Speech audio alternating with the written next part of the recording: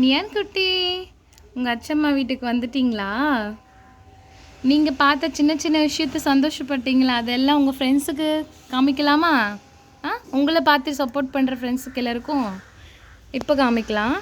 Neon குட்டி பார்த்து சின்ன சின்ன சந்தோஷங்கள் இதெல்லாம் அவங்க அச்சம்மா வீட்டில் கேரளாவில். இதெல்லாம் பாக்கு மரம் நீங்கள் பார்த்துருப்பீங்கன்னு நினைக்கிறேன். இங்கே வீட்டில் நிறைய இருக்கும் பாக்கு மரம். இந்த காய்ச்சிட்ருக்கு மேலெல்லாம். இதெல்லாம் உங்களுக்கு காமிக்கணும்னு ஆசைப்பட்டோம். பின்ன அப்புறம் அங்கே போய் பார்க்க இது முந்திரின்னு சொல்கிறாங்க. இங்கே திராட்சை கொடி இதெல்லாம் இங்கே வளர்ந்துருக்கு. அப்புறம் ரொம்ப அழகான விஷயம் இது புறா. எனக்கு ரொம்ப இஷ்டம். இது நல்லாயிருக்கும். புறா எல்லாம் அழகாக பறக்கும்போது ரொம்ப ஹாப்பியாக இருக்கும் மைண்டெல்லாம். இங்கே புறா வளர்க்குறாங்க.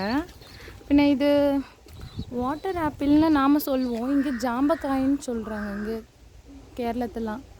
ஆனால் உங்களுக்கு இது எந்த பழம்னு கரெக்டாக பார்த்து சொல்கிறீங்களா? கமெண்ட் பண்ணுங்கள். இது பழத்தோட நேம் எங்களுக்கு சரியாக தெரியல. இங்கே ஜாம்பக்காயின்னு சொல்கிறாங்க. அப்புறம் இது சீதாப்பழம். இப்போது பூ விட்டுருக்கு, இன்னும் பழுக்கலை. இன்னொரு விஷயம், நான் அது ஃப்ரூட்டு நினச்சி பறித்து போட்டிருப்பேன். இது இந்த கலரு மிளகா பார்த்துருக்கீங்களா? பார்த்துருந்தா எனக்கு இது எங்கே விளையுன்றது எனக்கு கமெண்ட் பண்ணுங்கள். ரொம்ப அழகாக இருக்குது. இது காயாக இருக்கும்போது இந்த கலரில் இருக்குது.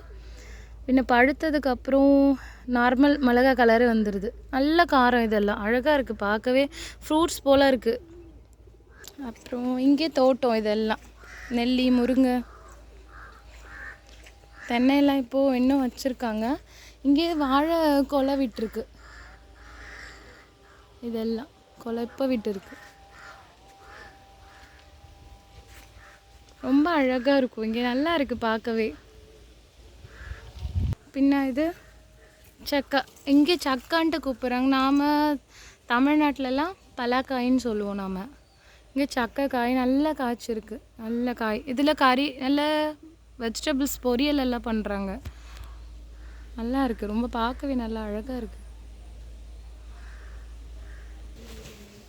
ஃபுல்லும் இங்கெல்லாம் பாக்கு மரம். காய்ச்சது சரியாக தெரியலை, கீழே விழுந்திருக்கும் நிறைய.